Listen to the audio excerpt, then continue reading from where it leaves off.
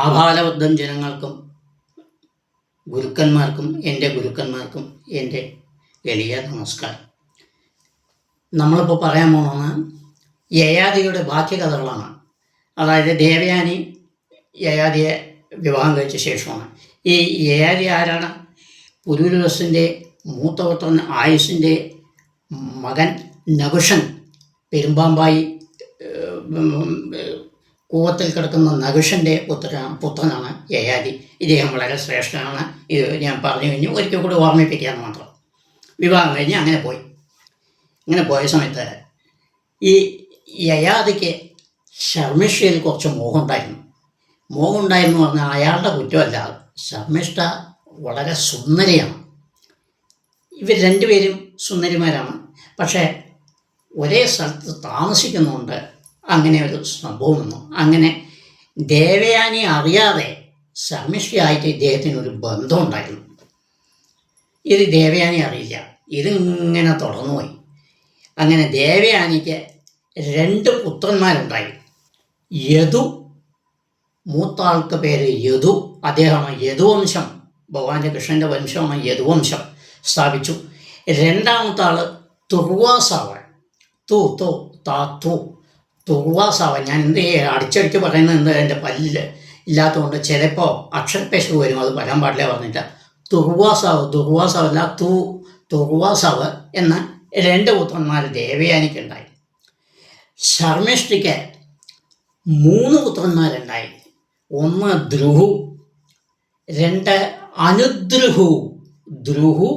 അനുദ്രുഹു, മൂന്നാമത്തെ ആൾ പുരുഹു. സംശയം വരും കേട്ടോ. പുരൂരവസല്ല, ഇത് പുരുവാണ്. പുരൂരവസ് വേറെ, പുരു വേറെ.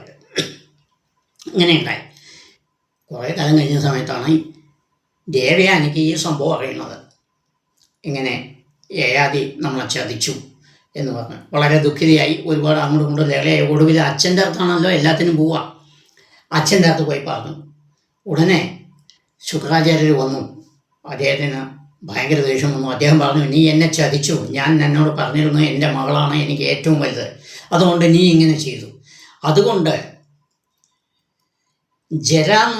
നരാദികൾ ബാധിച്ച് ഒരു വികാരവും വരാത്ത വൃദ്ധനായി തീരണം നീ എന്നൊരു ശാപം കൊടുത്തു.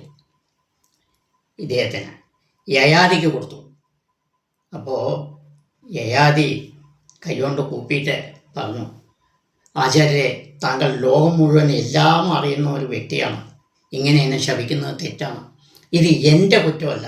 ഇതിൽ പകുതി കുറ്റം നിങ്ങളുടെ മകളുടെയും നിങ്ങളുടെയും ഉണ്ട്. എന്താ ചോദിച്ചാൽ, ശർമ്മിഷ്ഠയെ കൂടെ കൂട്ടിക്കൊണ്ടുവന്ന് അടുത്ത് താമസിച്ചത് കൊണ്ടാണ് ഈ സംഭവം ഉണ്ടായിരുന്നത്. അതവർ ചെയ്യാൻ പാടില്ലായിരുന്നു. നിങ്ങൾ അതിന് അനുകൂലം ചെയ്തു. അപ്പോൾ ഈ മുഴുവൻ കുറ്റം എൻ്റെ ആണെന്ന് കണക്കാക്കാൻ പാടില്ല.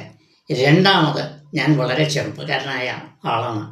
ഒരു സുന്ദരി കണ്ടാൽ സ്വാഭാവികമായി പുരുഷനുണ്ടാകുന്ന വികാരമാണത്. അതിന് ഇട കൊടുക്കാൻ പാടില്ല ഭാര്യയായ സ്ത്രീ. അത് ദേവയാനി ചെയ്തു. അച്ഛനായ നിങ്ങൾ, ലോകത്തെ എല്ലാം അറിയുന്ന അച്ഛനായ നിങ്ങളും അതിന് കൂട്ടുവന്നു. അപ്പോൾ പഞ്ഞും തീയും അടുത്തു കഴിഞ്ഞാൽ അതിൽ തീ പിടിക്കുന്നത് സ്വാഭാവികമാണ്. അപ്പോൾ പഞ്ഞിനെയും തീരിനെയും വേർതിരിച്ച് വെക്കേണ്ടത് നിങ്ങൾ ചെയ്യണം. അപ്പം ഞാൻ ചെയ്തതുപോലെ, എൻ്റെ തെറ്റുപോലെ നിങ്ങൾക്കും തെറ്റ് സംഭവിച്ചിട്ടുണ്ട്. അതുകൊണ്ട് എന്നെ ശപിക്കുന്നത് തെറ്റാണ് എന്ന് പറഞ്ഞു. അപ്പോൾ ശുക്രാചാര്യർക്ക് തോന്നി. അദ്ദേഹം ചിന്തിച്ചു, ഇയാൾ പറയുന്നതിലും തെറ്റില്ല, ശരിയാണ്. ഒരു ശാപമോഷം തരാം എന്ന് വെച്ചാൽ, നിന്റെ പുത്രന്മാരിൽ ആരെങ്കിലും ഒരാൾ ഈ വാർദ്ധക്യം ഏറ്റെടുക്കാമെന്ന് പറയുകയാണെങ്കിൽ അന്ന് മുതൽ നിന്റെ യൗവനം തിരിച്ചു കിട്ടും. വീണ്ടും അത് തിരിച്ചു കൊടുക്കാൻ ആഗ്രഹിക്കുന്നുണ്ടെങ്കിൽ അതും ചെയ്യാം എന്ന് പറഞ്ഞ് ഒരനുഗ്രഹം കൊടുത്തു. യയാതി അന്ന് മുതൽക്ക് വൃദ്ധനായി, ജരാനരാദികൾ വെച്ച് വൃദ്ധനായി, വികാരമില്ലാത്തവനുമായി. പ്രശ്നമായി. കുറച്ചു കാലം കഴിഞ്ഞു. ഇങ്ങനെ കഴിയുന്ന സമയത്ത് അദ്ദേഹത്തിന് വീണ്ടും തൻ്റെ യൗവനം തിരിച്ചു കിട്ടിയാൽ കൊള്ളാം ഒരാഗ്രഹം ഉണ്ടായിരുന്നു. അത് അദ്ദേഹം എന്ത് ചെയ്തു വെച്ചാൽ മൂത്ത പുത്രനെ വിളിച്ചു. അതെ, ദേവയാനിയുടെ പുത്രനെ യദുവിനെ വിളിച്ചു ചോദിച്ചു, ഇവിടുന്ന് അങ്ങോട്ട് നിങ്ങൾ കുറച്ചൊന്ന് ശ്രദ്ധിച്ചാൽ കൊള്ളാമെന്നുണ്ട്, കുറച്ച് നല്ലപോലെ ശ്രദ്ധിച്ചാൽ കൊള്ളാമെന്നുണ്ട്. യദുവിനെ വിളിച്ചു പറഞ്ഞു, മകനെ, എൻ്റെ വാർദ്ധക്യം നീ ഏറ്റെടുത്താൽ കുറച്ചു കാലത്തേക്ക് ഞാൻ യൗവനൻ ആയിരിക്കും, സുഖാസുഖങ്ങൾ അനുഭവിക്കും. അതുകൊണ്ട് നിനക്ക് ചെയ്യാൻ പറ്റുമെങ്കിൽ അത് കഴിഞ്ഞാൽ ഞാൻ തിരിച്ചും തരാം എന്ന് പറഞ്ഞ സമയത്ത് യദു എന്തു പറഞ്ഞറിയോ? അച്ഛാ, താൻ നിരന്തരം ചെയ്യുന്ന പാവങ്ങൾ താൻ അനുഭവിക്കണം. നിങ്ങൾ ചെയ്ത കുറ്റത്തിന്, നിങ്ങൾ ചെയ്ത പാപത്തിൻ്റെ അനുഭവം നിങ്ങൾ തന്നെ അനുഭവിക്കണം. ഞാൻ അനുഭവിക്കുന്നത് ശരിയാണോ എന്ന് ചോദിച്ചു. പോയി. ചുരുക്കത്തിൽ എടുക്കില്ല എന്നർത്ഥം. രണ്ടാമത്തെ പുത്രൻ ആരാ? തുർവാസാവിനോട് ചോദിച്ചു, മോനെ, എൻ്റെ വാർദ്ധക്യം ഏറ്റെടുക്കാൻ പറ്റുമോ? കുറച്ചു കാലം കഴിഞ്ഞാൽ ഞാൻ തിരിച്ചു തരാം എന്ന് പറഞ്ഞപ്പോൾ അയാൾ പറഞ്ഞു, അച്ഛാ, നിങ്ങൾ ജീവിതം കുറേ അനുഭവിച്ചു കഴിഞ്ഞു, ഞാൻ അനുഭവിച്ചുകൊണ്ടേയിരിക്കുകയാണ് എൻ്റെ യൗവനത്തിൽ. അപ്പോൾ ഇത് ചോദിക്കുന്നത് തന്നെ നിങ്ങൾക്ക് തെറ്റാണ്. ഒരു പുത്രനോട് ഇത് ചോദിക്കുന്നത് തന്നെ തെറ്റാണ്. ഞാൻ യൗവനം അനുഭവിച്ചുകൊണ്ടിരിക്കുകയാണ്, നിങ്ങൾ യൗവനം അനുഭവിച്ചിട്ടാണ് വാർദ്ധക്യത്തിലേക്ക് വന്നിരിക്കുന്നത്. അതുകൊണ്ട് എനിക്ക് മാപ്പ് തരണം എന്ന് പറഞ്ഞു. രണ്ടാമത്തവനും പോയി. മൂന്നാമത്തവൻ ശർമിഷ്ഠയുടെ പുത്രൻ ധ്രുവു വിളിച്ചു ചോദിച്ച സമയത്ത് ധ്രുവു ഒന്നും പറഞ്ഞില്ല, മറുപടിയേ പറഞ്ഞില്ല, ചിരിച്ചു കൊണ്ടുപോയി. അടുത്തത് അനുഗ്രഹു, നാലാമത്തവൻ, അതായത് ശർമിഷ്ഠയുടെ രണ്ടാമത്തെ പുത്രൻ. അയാളെ വിളിച്ചു പറഞ്ഞു, ഇതേ കാര്യം പറഞ്ഞു തന്നിട്ട് അദ്ദേഹം എന്ത് പറഞ്ഞല്ലോ, ആലോചിക്കാം എന്ന് പറഞ്ഞ് അദ്ദേഹവും പോയി. മൊത്തത്തിൽ ഇയാൾക്ക് ഈ വാർദ്ധക്യം തന്നെ. ഇനി അടുത്ത ആളാണ് പുരു. അപ്പം ഇനി ഇദ്ദേഹം വിചാരിച്ചു, ഇനി പുരുവോട് ചോദിച്ചിട്ട് കാര്യമില്ല, ബാക്കി എല്ലാവരും ഓരോ കാര്യം പറഞ്ഞു, ഇയാളും അത് തന്നെയാണ് പറയാൻ പോണം എന്ന് വിചാരിച്ചു. ഒന്നും മിണ്ടിയില്ല. അങ്ങനെയായിരുന്നു. അപ്പോൾ ശർമിഷ്ഠയ്ക്ക് ഇദ്ദേഹത്തോട് വളരെയധികം സ്നേഹം തോന്നി, ഭർത്താവിനോട്, യയാതിയോട്. വൃദ്ധനായിരുന്നെങ്കിൽ കൂടെ അദ്ദേഹത്തോട്. ഇത്രയ്ക്കും അസുരപുത്രിയാണ് കേട്ടോ, അസുര രാജാവിൻ്റെ പുത്രിയാണ്. പക്ഷേ അവർ ഇവരോട് പെരുമാറിയിരുന്ന ഒരു അസുര സ്ത്രീയെ പോലെയല്ല. വളരെയധികം സ്നേഹിച്ച്, വളരെയധികം ആശ്വസിപ്പിച്ച് ഇങ്ങനെ ജീവിച്ചിരുന്നു.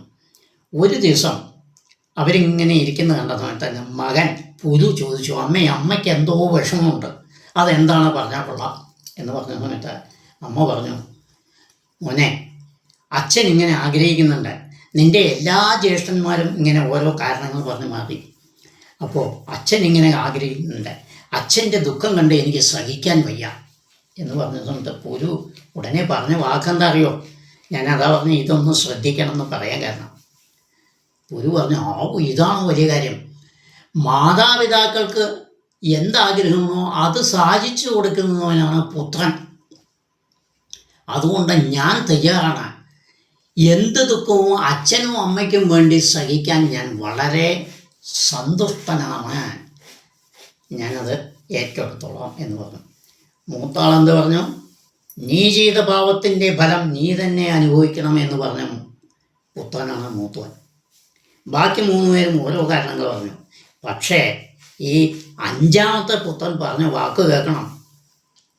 അച്ഛനമ്മമാർക്ക്, മാതാപിതാക്കൾ എന്താഗ്രഹിക്കുന്നുവോ അത് ചെയ്തു കൊടുക്കുന്നതാണ് പുത്രനായാലും പുത്രിയായാലും സന്താനങ്ങൾ.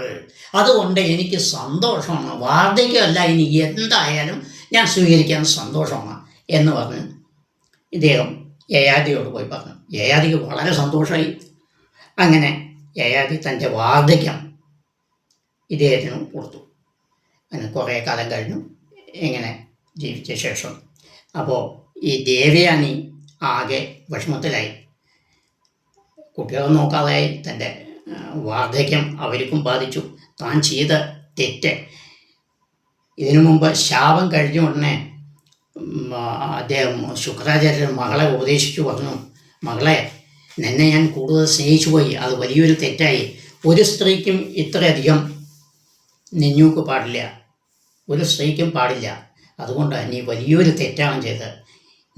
നിന്നെ അധികം സ്നേഹിച്ചുകൊണ്ട് ഞാനും തെറ്റ് ചെയ്തു പോയി എന്നൊരു വാക്ക് പറഞ്ഞിരുന്നു. ഈ ദേവയാനി അതും വിചാരിച്ച് ഇങ്ങനെ ഇരിക്കണം. അപ്പം ദേവയാനിയുടെ മൂത്ത പുത്രനാണ് യദു.